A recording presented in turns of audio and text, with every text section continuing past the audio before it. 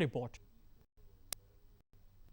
In the development versus environment debate, man is the loser, so it seems. The recent Uttarakhand crisis is a classic example of this. And environmentalists believe that unplanned development is the main cause of the crisis. Artificial structures like dams, dangerously perched houses on river banks have caused more damage than estimated. The natural flow of river in the hilly terrain has been choked and changed by greedy land mafia and rampant uncontrolled development. Dams have been constructed and the entire earth, the Malba, has been dumped into the river. Now just understand, when you dump a amount of that soil and the dump into the river, it blocks and you get a landslide over and above it, it blocks the river. Now if it blocks the river, you create a natural dam.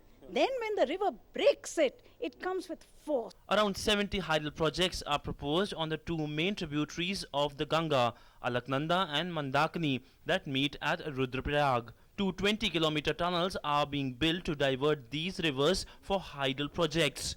Constant blasting of the river banks have affected the local ecology. In 2012, a report by Wildlife Institute of India said 34 dams on the Alaknanda and Bhagirathi rivers should not be allowed as they can irrevocably harm the biodiversity in the state. And blame game has begun. The main question is how and why was the nod given to so many dams? A report by CAG had also warned of the impending danger.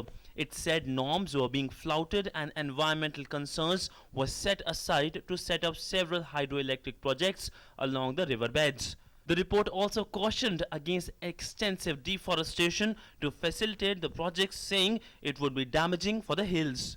And expect things to get much worse. According to a recent report by the World Bank, an expected 2 degrees centigrade rise in world's average temperatures in the next decade will make India's summer monsoon highly unpredictable.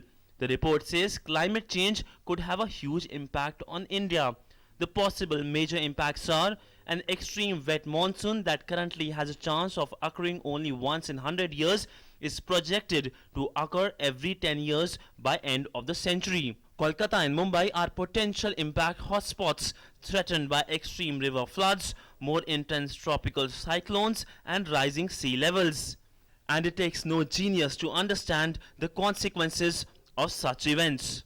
There's an old saying which says if you protect the nature protects you.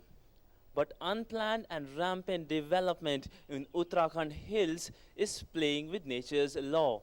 And if you play with nature's law, you're inviting trouble. With camera person Adesh Sharma, this is Sidhant Sibal, DD News, New Delhi.